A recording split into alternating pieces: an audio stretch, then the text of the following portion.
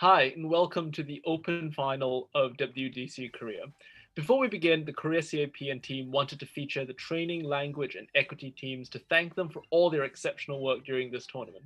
And as such, a member of each team has been presenting the motion before the final. The equity team was comprised of Sharmila, Tasneem, Juanita, Niguna, and Kiana. And to present the motion for the Open Grand Final is going to be a team effort between Juanita and Niguna. Juanita, over to you.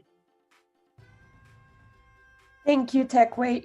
The info slide of this grand final reads, for the purposes of this debate, health crimes are massive violations of the international health codes.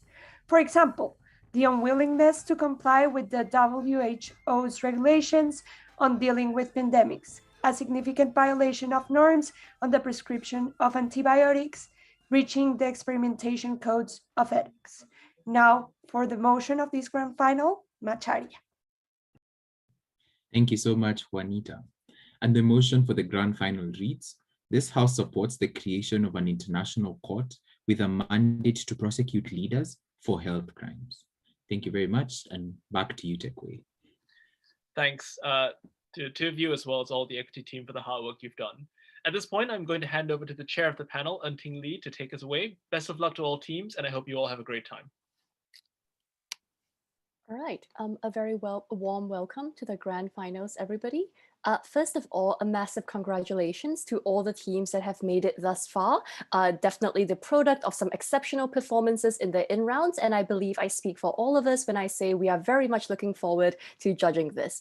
I will be judging this debate. With me are a number of exceptional judges that I will now get to introduce themselves. Possibly in alphabetical order, if you're able to see your name on the Discord alphabetical list, just to make this easy, starting with Ben. G'day everyone, my name's Ben. Best of luck to all teams. I think H is next, but I'm bad in English, so Hadar, please, and best of luck to all teams. I think Jay is next, and Yanko, and good luck. I am Juanita. Good luck to everyone. I think I'm next. My name is Njuguna Masharia, and best of luck to all teams. Hi everyone, my name's Ron, and also best of luck to all teams. Hi, I'm Senkai. Good luck, folks. Hi, I'm Yarn. Good luck, everyone. Okay, so apologies for the inadvertent alphabet confusion. I did not think this through clearly. So before we introduce all teams, I would actually like to invite one of the team members to give a message before we start any introductions or indeed the final. So over to, I believe, the Prime Minister or whoever's giving the message. Yes, okay. Yep. Hi. So the teams agreed to give a message for Bobby. I'll start. So the debating world lost one of its nicest, kindest people on the 9th of July. Bobby was known as an amazing judge, and more importantly, as a fantastic human being among their peers. Bobby always fought for representation, inclusion, and proliferation, and we hope that their message and their struggle lives on. We cannot begin to imagine the magnitude of the loss faced by Bobby's family and friends, but we want them to know that the debating community is with them in this difficult time. Ufi, one of Bobby's best friends, will say a few words during the closing ceremony, and we would appreciate it if you could spare some time to listen to what Ufi has to say.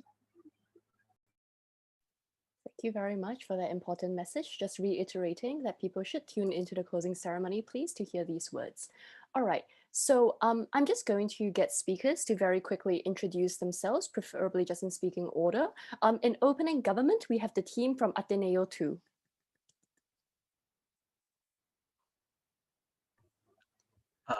Does that mean I have to start speaking, or does it mean that I have to just say your name? It's fine. All right, cool. I'm David, speaking first. No pronoun preference. Thanks. Hello, my name is Luigi, preferred gender pronoun TM Day, speaking second. In opening opposition, we have the team from ZAGREB A. Dennis speaking first. Here, they please. And Laura is speaking second. In closing government, we have the team from LSEB. Hello, Taha going first, no preferences. Hamza going second, no preference, thank you. And in closing opposition, we have the team from ATENEO 1. Hello, my name is Mika. I have no preference. Few eyes in the chat. Thank you so much. Hello, I'm Ignacio speaking second. Here they please. Few eyes in the chat. Thank you. Great. So please just keep an eye on your own time. We'll try to send things in the chat with time signals, but no guarantees. Please take points of information. Please indicate how you would want to take points of information. Without further ado, I'd like to invite the Prime Minister to give a speech not exceeding 7 minutes. Here. Okay.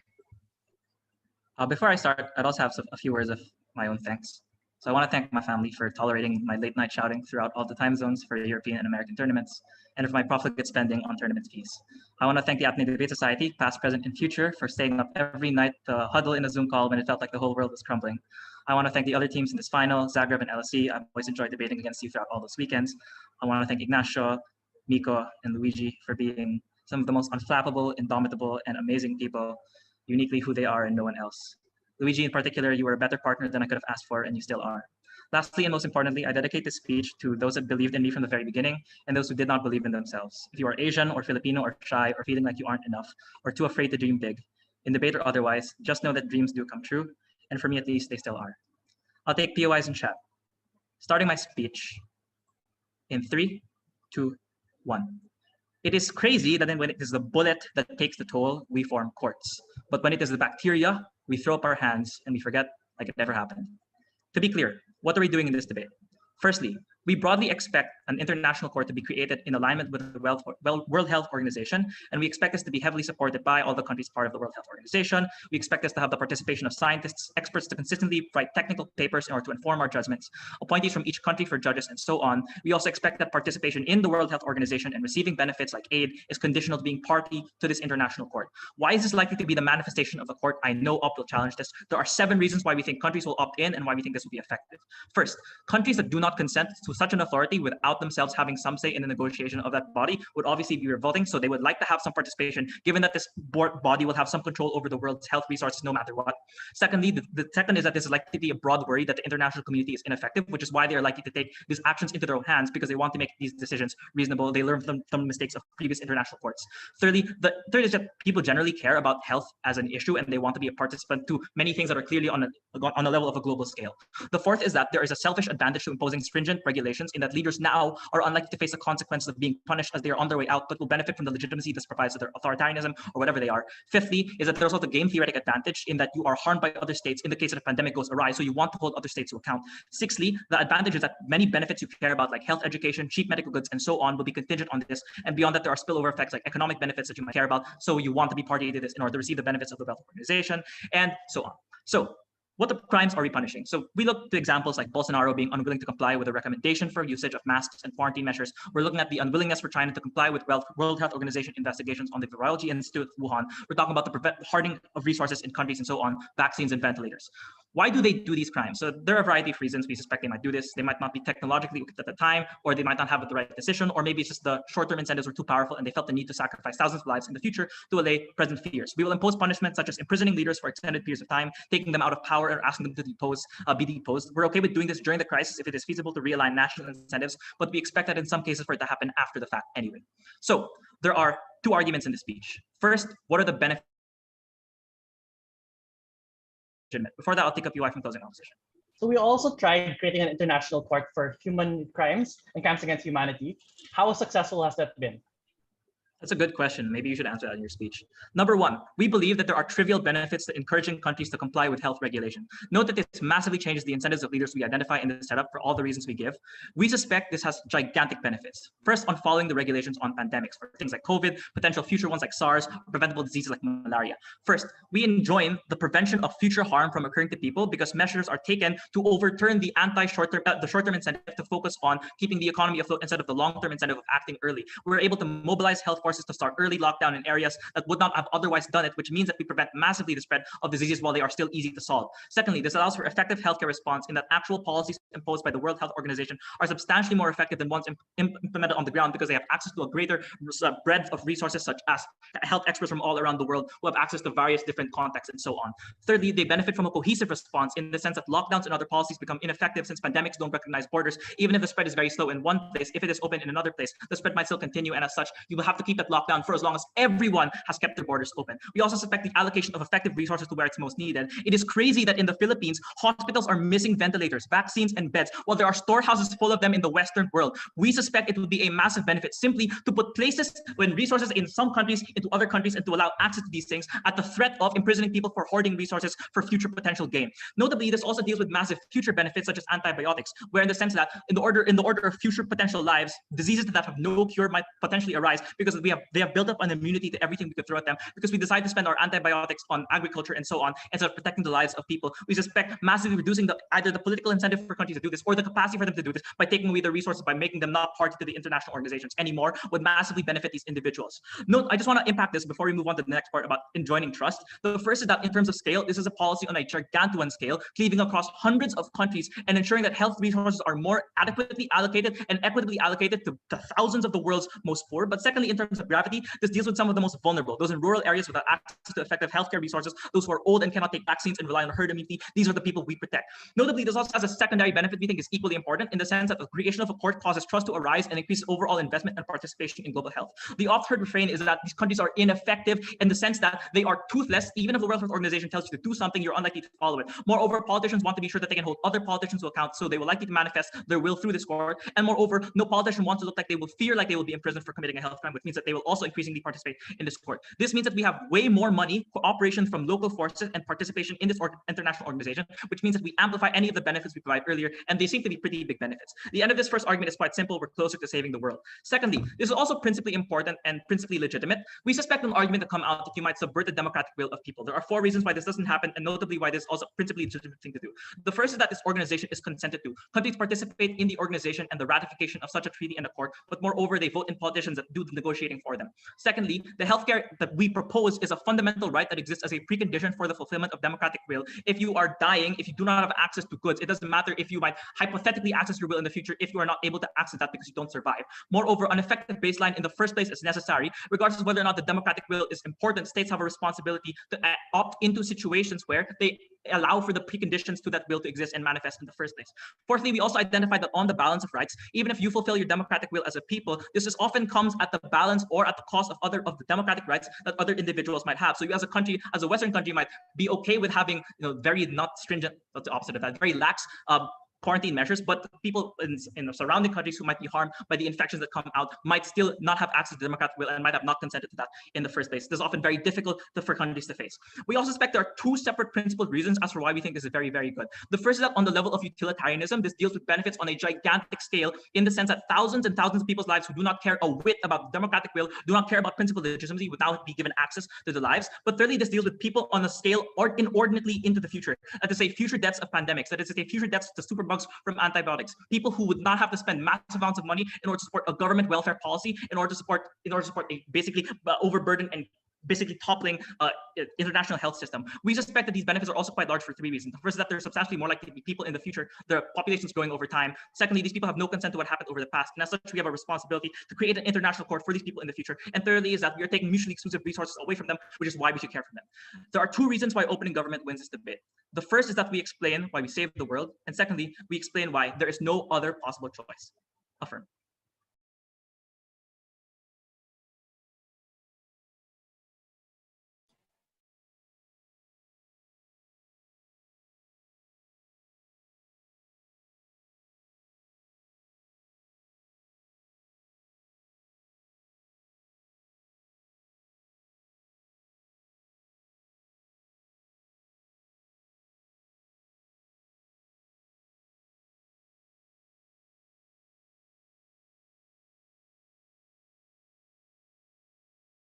Starting in 3, 2, 1.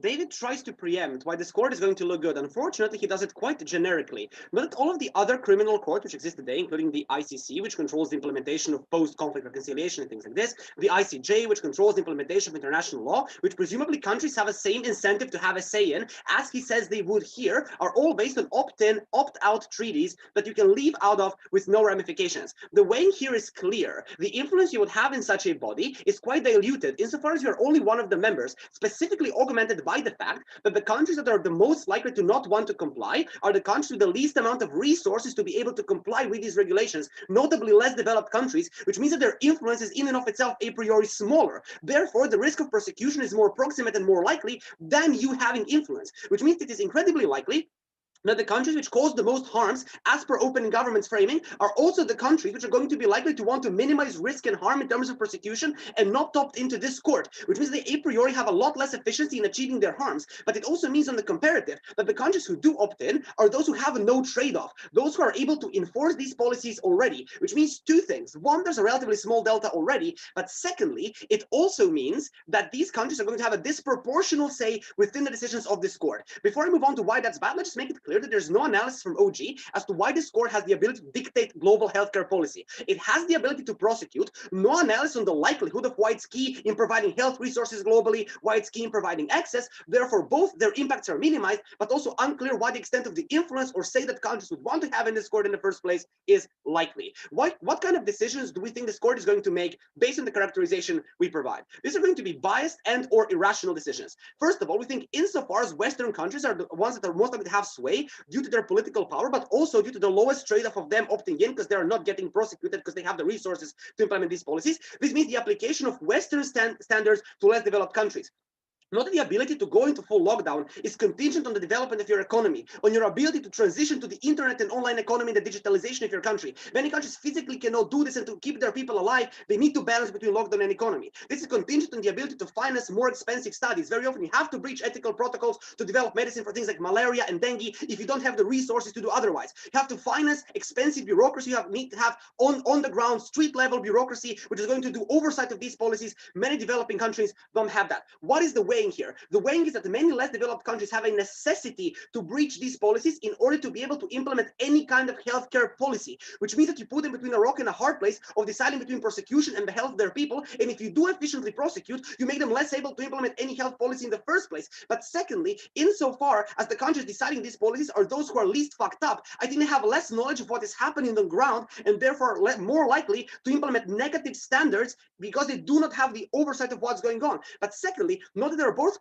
corporate and political interests. Not that the pharmaceutical market is an incredibly competitive one, which means corporations have a market incentive to push for prosecution of companies or leaders in the developing world who are developing specific types of medicine which may be more accessible or maybe a competition to them generally. But there's also political influence. Not how much we've been cheating on the Chinese vaccine like Sinovac, it's horrible, or Russia does not provide, research for their vaccine. Sputnik is incredibly dangerous, although by the way they did, or Cuba researching 4 of their vaccines. This means that insofar as governments are just beholden to corporate lobbies, insofar as getting donations from these lobbies is a prerequisite to being able to run a national campaign in the first place and reach your electorate. This means there's going to be a huge amount of political pressure to lobby against companies of countries that are within the developing world and to portray them as having bad standards or as not complying. The consequence of this is that insofar as very often their only way to get healthcare provision to their people is to have this done locally, because it reduces shipping costs and reduces dependency on the West, and therefore also the ability of the West to leverage against them, you are removing this from them, which means that insofar as they have local capacity to control healthcare issues,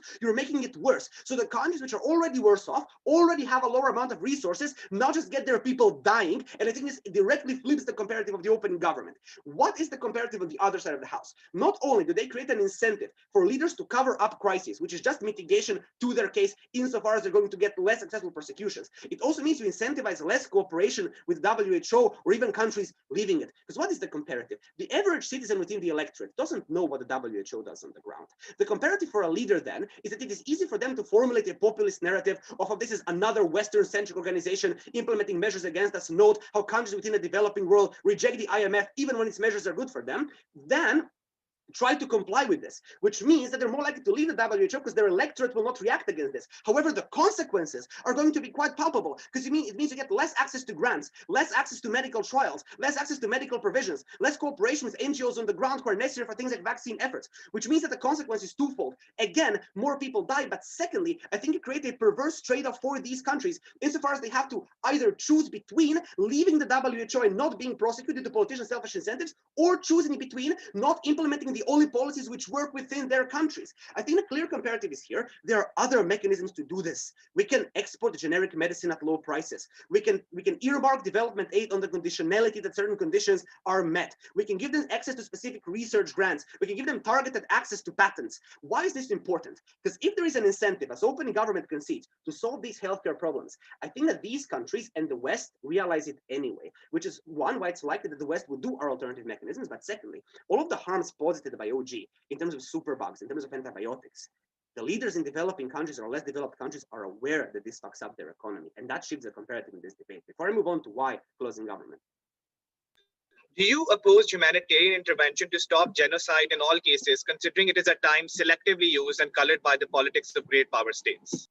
I think the answer to that, Hamza, is how well it's done or how well it's not done. I've explained why this will be done badly. Moving on to why we think this harms these countries. Not that the countries in the developing world are aware that they want to solve these problems. The comparative is they often don't have the resources, as I've explained. What is the comparative on government? They prosecute the inability to comply with policy. They do not provide a mechanism as to how they make these countries better able to comply with that policy. The alternatives we provide actually enable this, and the same mechanisms as to why there's a Western incentive to solve these problems works as to why the West would do our alternatives. Therefore, this solves it better. But I also think a second reason why opting into a court is worse is because I think it reinforces narratives of colonialism, anti-Westernism, which makes countries less likely to comply. Lastly, I just think this reduces global buy-in in healthcare measures. We currently live in a world where COVID has created an amalgamation of conspiracy theories. Living in a dystopia, which people were never faced with before, has created a huge amount of narratives as to why there is a global enslavement plan. The creation of such a court gives huge amount of munition to anti-vaxxers and conspiracy theories say, yes, this is true. They're literally trying to prosecute the people who do not want to execute the global plan. Note how many people did not take AstraZeneca because blood clots were presented as a plan to cull the global population. Create a fucking global court and you feed into the New World Order idiocy that is ruining the COVID vaccination plan right now. I am so proud to wear the scarf and to oppose for Zagreb one very last time. Great.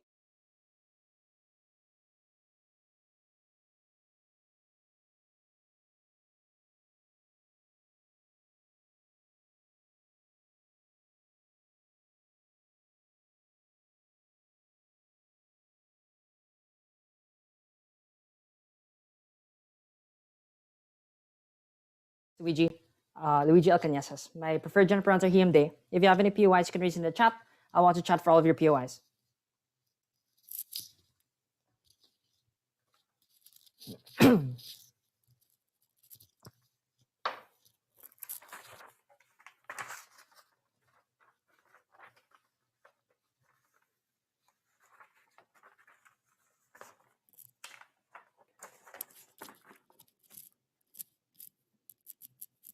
All right, starting my speech in 3, 2, 1, and go. When Australia initiated an inquiry into Pengzhu and the Wuhan Institute of Virology to determine the origins of COVID-19, whether or not it was a spillover hypothesis from bats or pangolins, or whether it was a lab leak hypothesis from the largest storage of coronavirus samples in the world, China retaliated with significant sanctions on meat and other basic goods. It is disgusting to see how your life is literally put at risk every single day on the basis of some concept of democracy, or on the basis of some trust towards the state, or on the basis of some leaders that you want to be able to elect because you elected them for other benefits, but you didn't elect them on the prospect of you dying. And that is why the threat to killing more individuals is the most important thing in this debate, and we cannot stand for that. That's why justice has to have teeth, and we have that at Gov. I'm going to talk about two things in this debate. Number one, why this improves the capacity of the WHO and why the WHO becomes better and better in our side. And secondly, just a lot of response to the LO. Firstly, why does this improve the capacity of the WHO? Because remember, opposition is going to make the argument that this is the perception of the WHO being very elitist, very Western-centric, and not having a lot of funding from many countries because only rich countries fund it, and then many of these different things make it harder for the WHO to operate. This specific mechanism, an international court, is going to make the WHO better in capacity in three significant respects. Number one, the litigation process that a leader of opposition was worried about. Like the problem of leader of op is that they assume that individuals and leaders will always want to delete evidence, but that's always going to happen at a point in time where the pandemic becomes longer and longer. It's harder for you to track the evidence as the evidence gets buried over time, or because the scientists are able to go into hiding. Having the ability to inquire and formalize these investigations very early on, even on the basis of speculation, gives us the pressure to give this data to the WHO. This is the preservation of evidence. More individuals and whistleblowers going to the ICH, and this is the International Criminal Court on Health, by the way, because they can get many of these benefits and they can get many of these individuals to buy in. Even opposition parties internal to these countries are also willing to buy in on our side. The ICC is able to do this because it incentivizes people and communities to overthrow many of the dictators and authoritarians within their countries, because they will turn them over, and those same authoritarians are willing to give themselves up because they don't want to die as well. So this is also a symmetric incentive for many of these individuals to buy in. Number two, the pressures, the example here is the Hague ruling, right? Even if we got maps of the South China Sea, that's a good thing, because for the WHO, that means more data that they can use for other clinical trials in the future. Number two, the pressures on other states to join in also creates an internal check and balance process for to make the WHO more globally representative. So the WHO will have more info on whether or not you can use face masks or whether or not face shields are bad, and you can have more information more and more, like how the WHO did when it learned that COVID was actually airborne. So even if we have a little bit more hesitant WHO, we're able to fact check those confirmations more and more, and you don't have to have this back and forth process of whether or not the WHO actually recommends that you should mix these vaccines against each other, or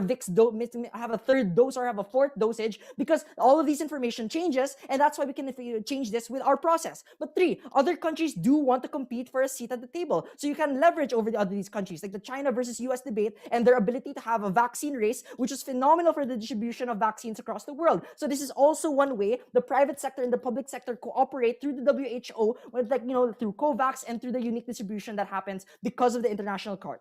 I think a PY from closing up. Yeah, will not having enough resources as a country or not having enough capacity to follow these regulations be a sufficient defense in this court? Well, it depends on the court, right? But I think it's like the realistic instances that we're talking about is if the WHO gives you funding for whether or not you're going to implement antibiotics or not, and they significantly tell you not to do that, then there is capacity for them not to do that, right? And I think that's very definitely valid for you to give in that court. Leader of opposition says that the ICC has failed in any of these instances, and it's likely to fail in this side too. Two responses. Number one, health is much more non-partisan, is supported by a vast majority of these communities and other states, rather than war crimes being significantly disputed or history being disputed. And number two, we're talking about instances of significant corruption or misuse of WHO funds, or even significant misinformation that is taken away from citizens in this context, like the Wuhan, the lab leak conspiracy that people do not have information on. LO says that you have to breach protocols to develop these vaccines. I have two responses. Number one, this actually can cause significant local distrust within your state, because the populist leader might think it's a good thing to be able to do a breach of protocol, but it actually makes it worse internally within those states. Like, for example, the vaccine hesitancy in the Philippines with the dengue vaccine scare, because they said, we want to have this vaccine rolled out now to be able to stop dengue in our country. But what happened is it caused some side effects for some individuals because it was FDA approved and approved by WHO. So it caused a spiraling effect of many of these health crises within the country. But number two, even now today, we make less of these circumstances happen in the first place, because as much as possible, these courts and trials are going to be given to the ICH. Number three, LO says that you can't prosecute people. Like, you just literally can't prosecute people because the WHO is never trusted. Two things. Number one, if states don't think they will be prosecuted, that is a reason as to why they'll buy in very early on into our policy, and that's why it's likely to be more effective, because they want to give more funds to WHO so that they can be able to implement and prosecute other cases in the future. But number two, now we put teeth to be able to give this court so that more individuals can be punished on our side as well. LO says that many of these policies are accountable to corporations and many of these politicians are already bought by them. If that is the case, then you are saying they are indeed subverting the will of the democratic people, and they're not doing this for the just interest of those individuals, and therefore you have to have a greater principle as to why the state should intervene, or why there must be a global crisis and other regional actors should have a say in this matter, which is why the democratic will of other states and their public health and safety is also more important in this case. But number two, corporations also want less instability in these instances, because we also say that private incentives are there to make vaccines more safe, to be able to, as much as possible, give that when the public safety sector is failing, and that's why we're also able to mitigate those processes on our side. Lastly, LO says that they can, they use a populist narrative to be able to purport this and these policies in the real world.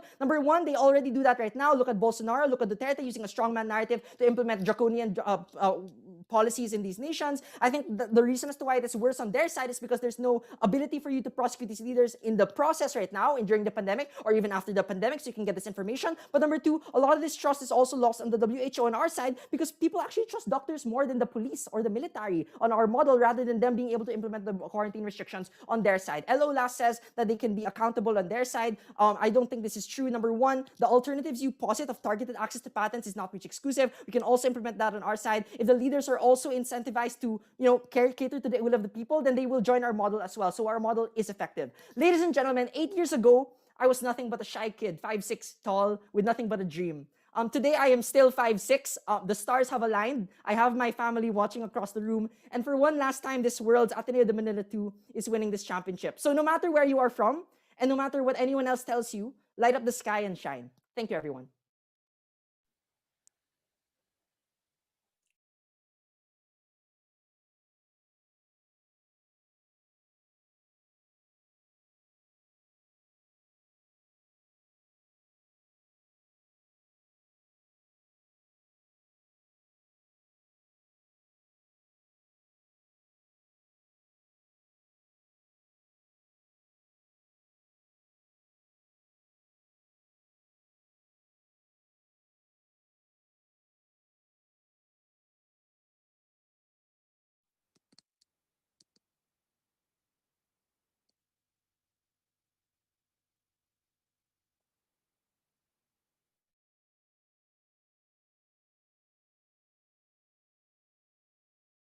There's no large incentive for a domestic government to deal with the pandemic in the best way as it can, as the internal incentives of the country, because there are negative incentives for you if you fuck up a trial, if you mismanage a pandemic domestically. Therefore, there is no defense of no resources because the status quo or whatever closing oppositions, because this is literally the status quo on why these countries do not enforce these regulations, because if they could, they would want to enforce them because this is politically beneficial domestically. Therefore, the comparative of lying and disclosing, not on their side of the house as they recognize, but given that this incentivizes countries to cover up more as the response might be persecution, recognize therefore that the time sensitivity of this argument is very important, i.e. you can fix the cover up of digging out bodies in crimes against humanity if it happens. Comparatively, if the pandemic is mismanaged and covered up and you can't ask for international help because you are going to be prosecuted, then this is a problem which tears down a huge part of opening government scares. But recognize on the courts, they have no fiat to say what the courts will look like. The consequences of opt-out are largely developed in thin speech. They have very little responses to this. The biases, internal pressure by richer countries and corporations are also not dealt with, and there is a disproportionate influence of larger and more developed countries for the mechanisms which we outlined, that there is a lower cost to you opting in comparatively to countries which are not like having these national regulations upheld right now. So look at also the financing of WHO. I mean, like, yeah, OG recognizes this, but they don't like put any sort of counter argument. If I know the financing that is pulled out by the United States, like is a big problem for WHO, why they wouldn't have disproportionate influence on how this would actually happen. So they're the ones who create norms. But look, I recognize there are preemptives here by opening government. I'm just pointing out that we had a huge amount of argumentation which wasn't responded to as well. But look, even if you buy all of the preemptives, that countries have an incentive to opt into these programs to influence them, blah, blah, just ask yourself, why are they not then opting into similar organizations, such as the ICC, such as the WTO, like courts and all of this? Recognize that there is no responsiveness to this argumentation from our side of the house, but also that large corporations, which are forced by national regulations to follow these protocols, do not have an incentive to influence the governments. And why governments have an incentive to make this political and unrealistic requirements in an effort to boost their domestic production and export of medicines and their pharmaceutical industries, as well as their hospitals, research centers, etc. Similarly to what happens with political incentives in similar courts, such as the WTO courts or ICC, where it's often not who is right, but is this beneficial for the interest of the United States to try a Serb or not? Is it beneficial to increase the tariffs of steel or not in the WTO regulation? But also on increasing global healthcare benefits. recognize that there are largely three reasons why countries which do not abide by this are doing this in the status quo, because they recognize that there are global benefits to following this. Because first of all, there's a collective action problem. Secondly, they might be undercutting regulation for their own benefit. And thirdly, the costs are too high. Recognize that countries who are richer can offset and do indeed trade off these things efficiently with safety in the status quo, such as with COVID, where there are more stringent rules, but also other policies as climate change. The problem is that countries which are less rich do not have the ability to do so. Therefore, the characterization is that the countries most affected are unable to follow the protocol, or there are high trade-offs that they are facing when following the protocols, and they are prioritizing their own well-being as opposed to the well-being of the global community. But recognize, given that their own well-being is a bigger benefit for them than the spill-off effect of the big international global benefit, this largely benefits the richer countries, which do not have these internal costs, but have the external benefits of less antibiotics used, etc., etc. So the comparative here is that they are unable to conduct high standard trials, unable to educate and introduce enough measures to reduce antibiotics usage because of less hygiene conditions in their hospitals, because of a less educated population, because of less availability to diagnose differential treatments and disease, such as if this is viral or bacterial. So this is a huge part of the reason why they are doing so, and not to try to undercut costs in a large amount of circumstances, or because they cannot solve the collective action problem, but rather because they have the incentive to basically benefit their population. But also recognize, therefore, that this is very important. Please note that there are negative consequences for your country if you engage in this, right? I mean, I already proved this, they don't dispute this. Therefore, the trade-off here is that the external costs to other countries is the one which you deprioritize, so that you prioritize your internal well-being. Why is this legitimate and countries are allowed to do this? Because the opposite thing happened that gave them the upper hand, which they are using right now. So for example, development of medical industry, pharmaceutical industry, and the economy was oftentimes contingent on not internalizing the negative effects to other countries, but just looking at your own benefits, such as pulling doctors and researchers from developing countries so that they go to developed countries and work there,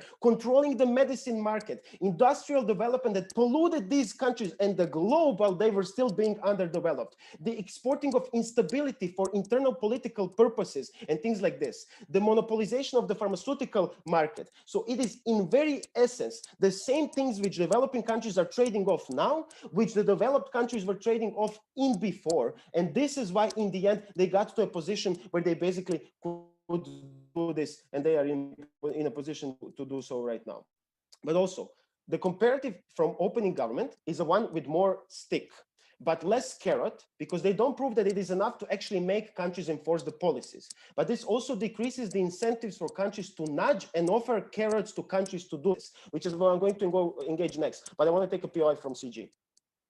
OG says you stay because you want help from the WHO. O says you leave because you don't want to get punished. Why isn't the obvious answer here to prevent this situation in the first place by creating global political buy-in for prevention strategies for the next pandemic?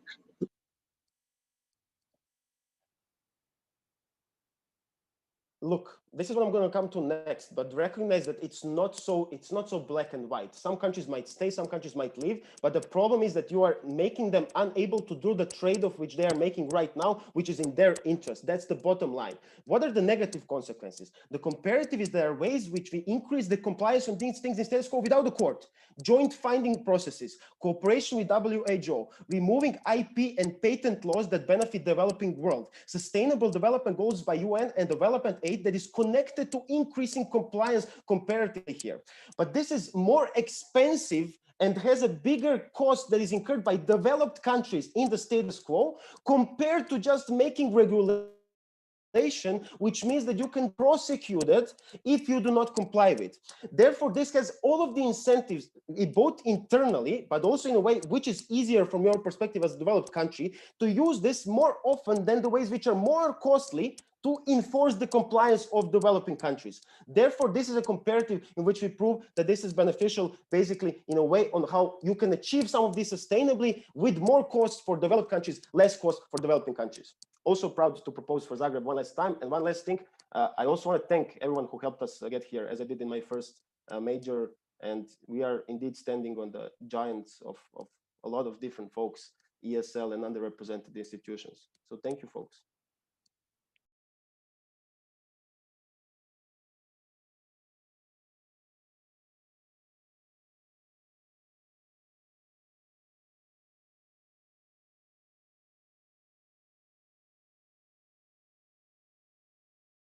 Good. Great. Before I start, I'd just like to wish a happy birthday to my best friend Thomas, who's also a debater. You're never going to get a chance to be wished on a world's final again. So, you know, cherish this. I'll say the thank you in a Facebook post later. Okay. Starting in 3, 2, 1. Whose counterfactual is we want to remove IP laws. We want to give more money to these organizations. And I have just one response to this. I don't see why we can't do any of this stuff, but I'm going to flip this point and argue that we actually have more political capital to take away all of these sorts of stringent regulations to increase the capacity of developing countries to fight pandemics because of one very simple reason, guys. And this is why CO's POI becomes important. Because at the point at which countries can provide defenses that say, aha, we didn't have capacity, guys, we can't fight the virus, we can't afford the vaccine. This means that the WHO is under immense public scrutiny from across the world for not implementing these capacity related policies. So we get much more political buy-in on our side of the house, where the WHO is explicitly attacked within the media, within policy circles, by country representatives within the UN themselves to do this. So that's the first thing. I have 3 extraneous responses to O's material over here in terms of, and then I'll go straight into our positive material. The first thing is with this idea of withdrawal. I just want to note that withdrawal from this organization is extremely unlikely for a couple of reasons. One, you know, COVID is a mass event. You can't just say this wasn't an event. So deaths happen, millions of them across the world. Economies for the first time in a while were just not working at all. So countries are under immense pressure to do something about this. Secondly, media, academics, think tanks, everybody is scrutinizing country policy or state level policy over there. So you have more scrutiny there. This is reflective of the fact that even China allowed the limited inspection still from the WHO in later on. Biden got elected and Biden's made lots of promises, especially with the COVAX sort of stuff. And just with regards to developing countries, I want to note, developing countries rely on the WHO not only for the COVAX measure and to fight the current pandemic, but they also rely on the WHO for things like polio vaccines and other sorts of mini epidemics that are happening across the world. So it's really unlikely that they're going to be able to withdraw from this. I'm going to take the best case scenario from opposition and say this court is going to be extremely biased against the developing world and still prove why we take this debate over them. Okay, before that, one specific piece of framing over why there is compliance. First of all, I just want to note that, you know, you depend on them to some degree, but also want to note the specific mechanism of leaders that OG misses is that the sanctions are personal. When other sorts of sanctions like ICC sanctions or UNSC sanctions come up, leaders are much more willing to take them on because they displace, the impacts of the sanctions on the population. These sorts of sanctions are directly related to their personal self. And this also means that political parties, for instance, can replace them with other candidates, which oftentimes happens. So they want to keep their power and they want to keep, to not be sanctioned. So in terms of this, what are we going to do? The first thing we say is within the developing world, we have the ability now to uniquely displace discursive blame on the WHO and Western organizations to implement policies that are thoroughly unpopular, but are widely necessary. The second thing I'm going to talk about is why we get prospective attention to healthcare, Hamza's POI, and why we are much better at just making policy to prevent pandemics coming from the first place. So compliance isn't even a metric in this debate. Okay, let's talk about displacing blame. I want to note that OG is right, that there are lots of incentives why countries want to combat COVID, but for developing countries in specific, there are competing incentives on the other side for why they can't introduce very stringent policies. Look at lockdowns in India. You can't do that because your economy is reliant on mass transport of labor and your laborers are reliant on their daily jobs. So there's an economic incentive for the country to not comply to the WHO. Also look at cultural practices like Eid across the world, where it is impossible for Muslim countries to say, don't do Eid celebrations, don't go to the mosque because it means that they will never get buy-in. So this is why in the status quo, in ops world, you never get these kinds of stringent policies, even though you have overall broad incentives to want to take down the virus. What do we crucially do? We give these countries the ability to say the WHO is forcing us, the Western world is forcing us. So they take away all sorts of accountability. They're not going to be harmed in future elections or by internal policy policy think tanks or whatever for this sort of stuff. Why is this crucial then? Because we agree with O. Developing countries are extremely important because developing countries are likely going to be the sites of future pandemics coming up in the first place. There are 3 structural reasons for this. One, regulatory mechanisms with regards to healthcare are extremely weak within developing countries. Secondly, mass public knowledge does not exist with regards to how to combat disease and how to get treatment. Thirdly, your cultural practices sometimes increase virus, etc. Again, like going to a mosque and then exposing the virus to lots of people. So your cultural practices increase this. I want to note that even if we are biased extremely against developing countries, the fact that developing countries are going to be the ones that are harmed also means that in the future these countries or other sets of developing countries are unlikely to want to go for lax policies and so on and so forth. And I just want to note, we just want one developing country to be like biasly screwed over by the WHO. One developing country informs the rational decision making of state leaders of other developing countries. This is what happens when one country goes down. We are exposed to the same kinds of risk. And why is this crucial? I'll get to that before that I'll take O. Stopping pandemics locally is an interest globally because you don't want them to spread. Insofar as that's true, where you have a bigger incentive for countries to comply, where you actually give them a carrot with 6 mechanisms we It's great. I agree. I told you why we get more carrots on our side, first point of framing in my speech. But secondly, I want to note, again, it's a short-term bias, right? You don't know when the future pandemic is going to hit or whatever. So you don't do prospective policy making.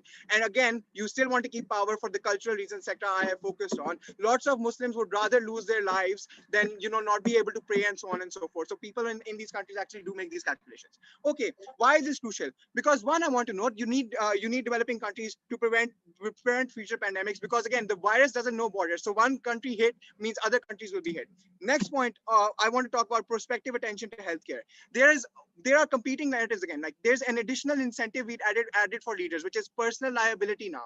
So leaders are thinking, if we don't do these sorts of policies, what will happen is we will personally be taken to court. We will personally go to jail or be sanctioned or so on and so forth. Why is this crucial then? Because now there are issues that are low on voter issues, right? Like the fact that you need to invest in healthcare or future policy or research. All these sorts of things are long term. Voters don't care about them. But leaders now have incentives and global buy-in now to invest in these sorts of practices, to invest in research, to invest in making vaccines, to invest in better healthcare policies. Because what they fear is being when the next pandemic hits, that the fact that they are going to be prosecuted. And this is crucial because one, I want to note, in developing countries, the response to the pandemic has been pump everyone with antibiotics. And the problem with that is we are creating the next super germ because they are going to be resistant to any sort of antibiotics that we have. So we want prospective policy now to prevent future pandemics, but also prevent the fact that another super germ is going to come up. And at that point, nobody's going to care.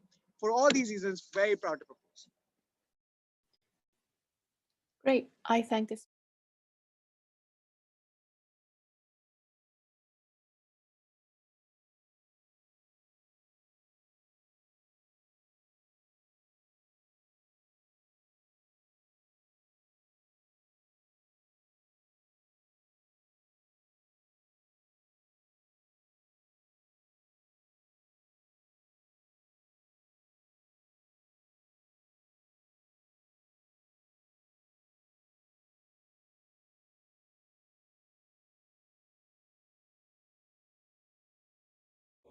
Almost forgot the time.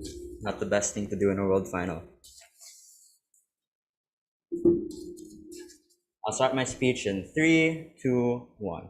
This debate cannot be won on the fringes, i.e., OO cannot win the debate by just saying that all countries will pull out and therefore there is no net effect, nor do I think that you can say that the people who do not have the capacity do not have a fair defense. I will engage the best case on government bench where there is significant buy-in, where it significantly changes the capacity of the WHO to operate and therefore makes the response to health crises worse. I'll argue two things. Firstly, I want to talk about the risk of prosecution and note, it is the specific incentives of leaders that this debate must be won on, as opposed to general claims about international institutions that therefore are going to make the WHO operate less effectively. And I want to note that there's the preemptive interest for countries to change the legal standards by which they can be held liable on their side of the house, because the incredibly stringent and incredibly effective measures that government bench might want are threats to their power, are future threats to their capacity to operate. The first thing I want to note is just that a lot of WHO standards are currently not the best, and therefore just having this method of enforcement and legal enforcement is not always effective. I.e., they said COVID was a flu, but at the same time put incredibly stringent methods of locking down on H1N1. Why is this the case? It is because uniquely with health crises, you have things like the changing nature of information, such that the incredibly fast and quick action government wants is not always the best thing to do. You also have the evolving biological nature of disease, which means that with the rise of variants, it it changes what regulations are best apt. And therefore, it's either you don't act as quickly as GovBench wants you to act, or it's simply not likely to adapt with the times as good as they can. But secondly, I would just argue that we are trending towards making this better by allowing the information and data collection process and the research necessary for the same natural incentives that government wants, i.e., you want to be able to create global buy-in for this, which is not mutually exclusive, in order to deal with pandemics, etc. How does this change, however, on government bench? 3 things. Firstly, you're likely to refuse to research on things like best practices because once you can be legally held binding for such things, it becomes a threat to your power and therefore you're unlikely to want to do this. Secondly, it's defunding things like the nature of a disease so that you can buy as much time as possible to understand your own personal strategy of how to deal with the pandemic. And you don't have to defund this within your own state, but you can refuse to share that information with other states such that you can have a good strategy to deal with COVID-19. But other states cannot possibly hold you legally liable for not being able to deal with it because they did not know at the time how to be able to do so. But thirdly, it's not just hiding data and evidence as OO suggests. It is refusing to engage in the data collection process. And note, there was an incredibly large problem with many developing states in the and I would say it becomes far, far worse on their side of the house because it's the inability to collect information and data that makes courts unable as well to be able to gather evidence that could potentially hold you liable. So things like mass testing, things like being able to look at where disease exists, etc. Why is this incredibly dangerous? The first thing this suggests is just that a lot of the regulations you could be held liable for on Gov could be potentially terrible, i.e. they could not have potentially adapted to the times, i.e. if they did, they took way too long, as opposed to today, where you're not afraid to hold people legally liable and potentially make some recommendations, as opposed to the fear and political threat that those kind of recommendations imply on government side of the house. But secondly, because these health issues are global issues, insofar as maybe there are local incentives to want to find out more about disease, we do not want to create global ways to be able to consolidate that information. And therefore, because they cannot hold you legally liable, this significantly deters this kind of global buy-in argument that comes from closing government. And I want to note how important that is, because diseases and pandemics are fought in the capacity of countries to work together, share data and information with one another, look at the changing nature and how it might affect different states, or looking at how it has uniquely affected their state because it was reached there first as opposed to other states where it's yet to reach. Because you do not want other countries to potentially hold you legally liable, it is either the threat of defunding this research or its complete removal or simply not wanting to share this information that the short-termist political incentives that government bench says are incredibly terrible also still apply to these leaders and therefore would not want preemptively to allow these legal standards to exist. The second thing I want to talk about is the process of prosecution. Note, the only time where you don't have an incentive to solve a large threat to health is when there are overwhelming democratic incentives to do otherwise. The first thing I want to say, therefore, is that it's unclear why health is a priori, i.e. we have the ICC because there is no moral alternative that is possible as opposed to simply trying to stop and prevent genocide. However, with health, there are many developing countries where issues of the economy and lockdowns are incredibly likely to stifle them fundamentally, or where there is a large, not concentration, but there are many people that exist with rural areas, and therefore the spread of disease and the threat of epidemic is not to the same degree as it might be globally. What this proves is that absent the ability to say that these are a priori values, especially in times of pandemic and large global health crises, where it's incredibly difficult to make decisions, where as leaders you are constrained by your own populace, it is therefore unclear why you ought to be held legally liable for this, nor why it is fair for the people who clearly have other priorities and interests. And I don't think GovBench can say at all instances, health is the only thing that matters to specific groups of people, why that is fair. Secondly, they say this places blame. This is terrible, because if it is not your fault, number one, you cannot accept any kind of legal accountability. But secondly, it is also just not within your political interest. Because if you can say that it is the fault of other states, it is the fault of the WHO. Therefore, this is no longer a winning political battle for you to want to invest in being able to solve these kinds of pandemics. In fact, I would argue it is either by overblowing the importance of other things, which now balances it out of power, or denying the disease, saying it is not true, saying that we cannot engage in this process because other countries have forced it on us, and therefore changes their fundamental political incentives. I'll take the POI from OG. Your carrot of data collection or OO's money requires resources which, as we established, states are unwilling to provide without assurance, whereas on your side, you somehow rely on leaders covering crises of national import, which sounds like something we make illegal anyway. So the first thing I want to note is this characterization assumes their best case, where there's a degree of capacity and therefore resources exist, and therefore that's probably the biggest delta in the debate, because on either side, the countries that are completely unable, it's unclear whether or not there's net action that exists, nor whether or not they have the capacity to change these WHO standards. Lastly, you fundamentally incapacitate leaders who are most needed at this time. Note that most ICC trials exist after the humanitarian crisis. There are two options on government bench. Number one is you allow these trials to exist at the period of crisis that not only stops these people from operating, but number two, look at how ICC trials often go. People do not just show up and allow themselves to be imprisoned. A lot of the time they hide in other states that are going to allow them to seek refuge. A lot of the time they do not want to be legally found and caught to be able to ensure that the WHO and this new court is able to take them out of their power. So what I would note here is that you fundamentally make states sitting ducks, especially if you want to access this benefit at the start of pandemics where it is most crucial for action to occur. What this proves then is that either you change the standards of the WHO and any system of enforcement on Gov or enforces incredibly terrible laws, or that you're simply unable to meaningfully do this. It's time. I just want to say, who knew a Filipino kid could make the finals of Worlds, let alone 4 of them. It is an absolute honor to share this debate with people I look up to, the best of friends. These are things that, they only happen in the movies. And I genuinely have never been so lucky and so proud to oppose in this debate. Thank you, everyone.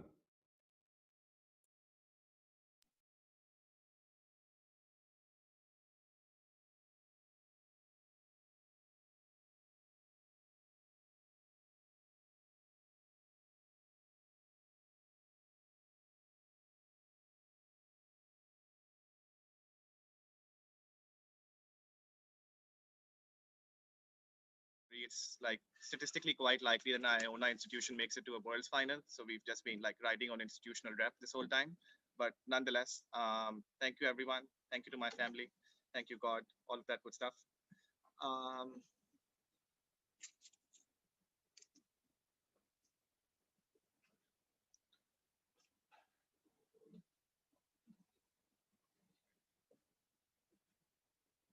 This debate can only occur if a pandemic happens. If a pandemic happens and the leader does not correspond to the incentives of the WHO, either on opening government side, they stay within the WHO because they have corollary incentives, or on OO side, they withdraw.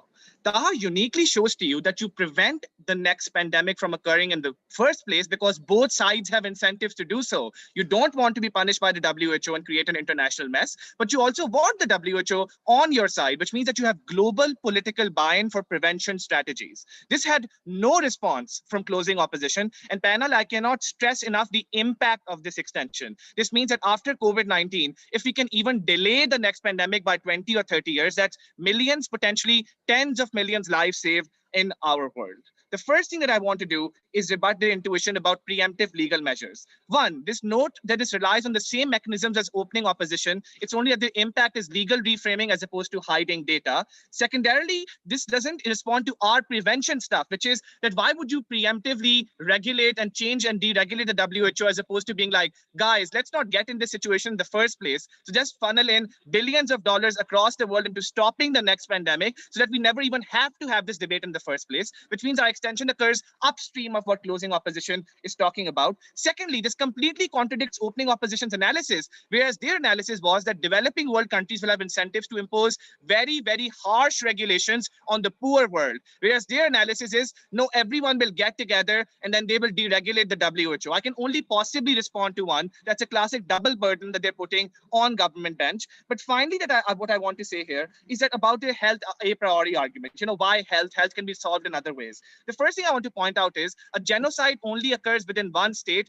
whereas health occurs everywhere. So if anything, the ICC is actually less important than the WHO here because the impact scale. If Modi kills 100 million people in India, he might also by proxy kill 1 billion people across the world by letting the Delta variant spread. Secondly, I want to make a principled response here. You don't choose to be born in Nairobi. You don't choose to be born in Lahore. You choose to be born where you're born wherever you're born, right? You're not. Why are you victim to your state's incompetence? And if your state is consistently incompetent and making you unsafe, then the international community has to step in, protect your right to health, and make sure that your right to life is also consequently protected. The first thing I want to do is weigh us off against opening opposition. The first thing here, which I think is really, really important, is this intuition about how states will withdraw. Firstly, I've already shared to you that the obvious incentive here is not to withdraw, but to prevent a situation where you would want to withdraw in the first place. So our argument occurs upstream of opening opposition. But secondly, you know what? We say fair enough. Even if states have incentives to withdraw primarily because they'll blame like these Western governments, all of that stuff, that's a reason to enforce mechanisms. That's precisely what they missed from our side. Because now Pakistan does this all the time, by the way. Whenever they have to instate mean monetary policy that no one likes, they'll be like, we have to do it because the IMF said so. We're really sorry, guys. These guys are really evil. That's to America. We want that stuff on our side. That's great. We want domestic governments to blame foreign institutions as much as possible, because it's only then that the leaders have incentives to be very, very responsible, very, very stringent with lockdowns, because the endpoint blame isn't going towards them. The endpoint blame is going towards this foreign demonic organization, which means that on the two-level game, this means between the state and the international organization, we're much more likely to get enforcement. But finally, we say to opening opposition, let's say that only the developed world criticizes only the developing world. Taha completely frames this out. He's like, most pandemics come from the poor world, guys. I'm happy to say that. He gave you several structural mechanisms for this. A, the complete lack of regulation in these places. B, a lack of public health awareness. But three, and I'm sorry this will sound problematic, but the inherent tie between such certain cultural practices and pandemic spread. This looks like, for instance, wet markets in China being responsible for 2 of our largest pandemics in the last 3 decades. This looks like Ebola practices linked to zoonotic virus spread insofar as they eat many animals within Sierra Leone, which just lead to zoonotic virus spread. I don't know how else to say this. So even if we are only prosecuting the poor world, that's a lot more pandemics stopped in the future, insofar as that's where most of the pandemics come from, guys. So we assume all of the analysis is true and still win. On the OO counterfactual, one, if you want to funnel in billions of dollars into the developing world, be my guest. In fact, I will do it with you because that's completely symmetric. But two, Taha shows you something very unique. He says, we completely agree, and this response is CEO as well. Legal capacity is a thing. I can't go to jail for committing a crime if I didn't have the capacity and I couldn't help but not commit the crime, right? That's literally true. So the WHO will consistently lose court cases on our side unless it funnels in the money. This is really, really important. So we create unique political buy-in on our side to make sure the WHO's ass is covered by the point at which it does deregulate vaccines. It does ensure the global buy-in of public health awareness, and it does funnel in money and technical expertise, because that's the only way it stands a chance on winning these cases in the first place. Before I weigh all of this against OG, Tin, go ahead. Even though this debate is not just about pandemics, today we see visceral images of bodies in COVID dying in India and Brazil. We know if we don't stop this, the pandemic will continue globally. The WHO... I remember this POI. Don't worry. This actually, yeah, go on. Oh, sorry, but like, I get this framing. Like, this is really interesting because the intuition pump here is that the OG policy is not needed because there is no need. It's classic world schools debating. There are two responses to this. The first response to this is, if this is true, we just don't prosecute people. Like, we're not compelled to prosecute people left, right, and center, right? So if countries have structural reasons to have responsible behavior in the first place, then prosecution literally never occurs. And this is why O tries to strawman both sides on government bench, right? You'll prosecute left, right, and center. It'll be terrible. Countries are responsibly behaving anyway. If countries are responsibly behaving anyway, then we literally won't prosecute anyone. I mean, by the way, I also secondly want to point out in the response to the POI, the info slide literally says mass health crime violations. We're literally talking about you doing something extremely horrible. It's not like countries slightly screw up and they're like, well, gotta go WHO because you did this. If there are structural incentives to improve your behavior, you will do that on our side, and also our stuff on the counterfactual. Finally, how do we win against opening government? We win against opening government because we don't rely on proving that incentives don't exist to withdraw. We accept O2O's analysis and say incentives do exist to withdraw, but you can flip this analysis by showing that you can now blame a foreign actor. Two, you create mass capital for prevention strategies, which stops future pandemics, which is not only a lower burden of proof that we have to prove in this debate, but helps infinitely more people than opening government is. But third and finally, we don't rely on proving that this policy won't be selectively exercised. Even if this policy is selectively exercised, panel, what that leads to fundamentally is pandemics being stopped where unfortunately they are most likely to come from. The final thing I want to say here then is this intuition about, colonialism causes these pandemic responses, all of that stuff. If that's true, let's hear it in a public court. Let's have the New York Times talk about it. It's only when Sierra Leone's leaders come out and say the reason we don't have health capacity is because of what the US did a century ago, is when this stuff is talked about in the public courtroom, whereas right now it's only talked about balkanized academic spaces. That's when we get more public discourse on the West's responsibility towards the rest of the poor world. Panel, you do not choose where to be born, and if your state is compromising your right to health, then the international community has an inherent right to step in. In defense of that right, I am so proud to propose. Great.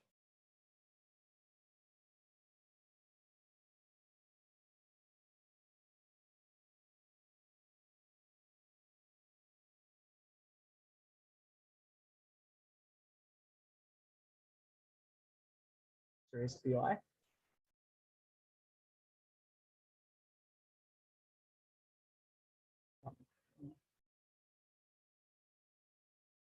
Yeah.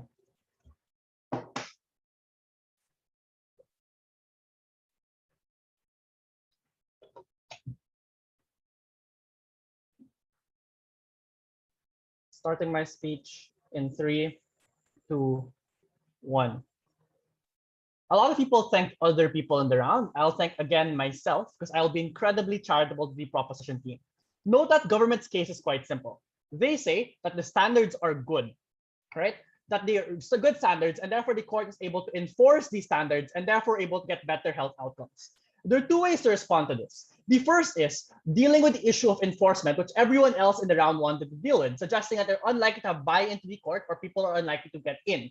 The first thing I want to do then is deal with the CG's case. The first thing they say is, it's a pandemic, and therefore there's a politically opportune time to make people think about the policies that exist right now. Even if you believe this to be true, there is a time limit to this benefit. Because over 20 or 10, 30 years from now, when the pandemic becomes a far-off memory for a lot of individuals, the political incentives that they identify are likely to die out, and therefore the incentives to pull out from this by leaders who are afraid of potential prosecution in the future increase significantly. That means that is why, even if countries signed into the ICC, for example, later on it became politically inconvenient for them to do so, they pulled out CF the Philippines when they did pull out to the ICC. The second thing I want to note here, however, is that even if you believe that the political nature is highly talking about the pandemic right now, that doesn't prove that they care about international institutions as a solution to the pandemic. In fact, a lot of countries blame international institutions or try to delegitimize the WHO and say they're the problem, or blame other countries, like pointing to China or pointing to any other country in the world so that they're able to remove blame. So it's unclear whether or not people are actually in favor of global cooperation as opposed to more ultra-nationalistic sentiments to suggest we have to close off our borders and cooperate with other people because they're potential threats. So just saying it's a time of COVID and therefore able to pass policies and become successful is not sufficient for closing government. The second mechanism they provide is, this gives leaders a mechanism because now they can say, we're not doing it because we want to, we're doing it because we're forced by the international community. One, this assumes that people being forced and following international guidelines when they don't want to do so is politically acceptable for a lot of individuals. With a lot of leaders being strongman individuals, looking like you have to kowtow to international institutions is actually more politically unpopular, and therefore you're less likely to support it. Secondly, it assumes that you have an innate desire to pursue the policy in the first place, and you're just not doing it so. Insofar as you're afraid of prosecution, it's unclear why they have that innate desire as a leader to participate in these policies in the very first place. The last major claim coming from closing government is we're able to create prospective policy, and that will be nicely clash with their arguments on standards and why standards become significantly worse under their side of the house. But before that, I want to deal down with the opening government mechanisms on enforcement. So the problem with opening government is they list a lot of reasons why you might want to participate in international cooperation. But note that all of these benefits are macro benefits to the state. That is to say, things like economic aid, economic trade, being able to access things like vaccines from the WHO will benefit your state, which is indirectly beneficial to an individual leader because you only care about it insofar as it makes you politically accepted or political outcomes. The potential threat of prosecution, however, to you directly as a leader is a direct harm on yourself. And that's why it's a significantly more important swaying mechanism. So even if opening government is correct, there's some reasons as to why leaders would want to opt into it. The fact that you can be put in jail is probably a greater reason than any other of this because Miko nuanced to the incentives of political leaders. That's why it's unlikely for you to get enforcement that opening government and closing government tries to argue. But before that, OG. If countries are afraid of accidentally being blamed for discovering some more new health research, they must be more afraid of deliberate action to hide evidence and prevent research, but at least our side has some way to find out the truth and mete out assurance. So I know it's like lame to say I'll respond to that later, but I significantly promise that I will prove to you why that responds to opening opposition, but not closing opposition. Okay, the second thing then is, even if you believe that you get enforcement under their side, you have to assume that in standards that you're enforcing are actually good. And that was what the closing opposition's case was able to challenge. Firstly, you explained to you that the current standards of the WHO right now are not even clear to be the best, and a lot of times they're more problematic. Note that the WHO flip-flopped on their standards on masks, for example. And you point out that because of the different local contexts of different regions, it's unclear whether or not it's actually a good thing to have a universalized policy that applies to all, as opposed to trusting leaders to care most about the best for their people. In which case, you're holding people accountable to standards that might even make the country worse. That's not only principally unjustified, but if your policy works, it makes far worse outcomes under their side of the house. Note, there was zero material from the government bench, while the WHO or all these experts that they claim are the best arbiters of truth and the solutions that they want to have under their side. But secondly, and this is where we become very, very charitable, even if you believe that the standards are good right now, what CG barely responds to is a claim that it will make the standards worse, and therefore your global consensus as well. Firstly, we point out that right now, and this is how I respond to the opening opposition POI, you have an incentive to, one, not research on best practices because you want to have a lot of these best practices you're held onto. Secondly, you might even have the perverse incentive to research on countering a lot of the best practices, trying to counter knowledge on whether or not it is good to have a lot of antibiotics, for example, because it might be politically palatable for you, or to justify why you need to have a lot of experiments and challenge the ethical standards of experiments. These things exist and work in closing opposition because they are not going to be prosecuted by this policy. So OG might be correct that he'll prosecute people for deliberately hiding information during a pandemic, but in the discussion of standards, you ought to have to be democratic, because if not, presumably the standards will not evolve under their side. And therefore, this is a time where it's crucial for us to develop as much information as possible, that you deny the incentive for them to do so under their side of the house, which means that you might have global buy-in to standards, but the standards are unlikely to become effective or good. You're likely to have them watered down significantly.